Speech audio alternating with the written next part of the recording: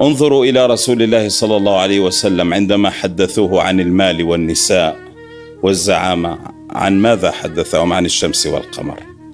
الأجوبة الكبيرة تسكت الأسئلة الصغيرة. يجب أن نزور في أنفسنا أجوبة كبيرة لأسئلتهم الصغيرة. فإذا قيل لنا ما هو الحب عندكم؟ قلنا لهم هو قول أبي بكر الصديق: فشرب رسول الله حتى رويت. هذا هو ذروة الحب. إذا قيل لنا هل هو ذروته عندكم؟ قلنا لهم لا، لقد افترش رسول الله بردته لإحدى صويحبات خديجة. يا سلام. هذا حب كثير. لذلك ويا أيها الأحباب، إذا كان للذوق والإحساس عرش، فإن رسول الله يتربع عليه. رسول الله جميل،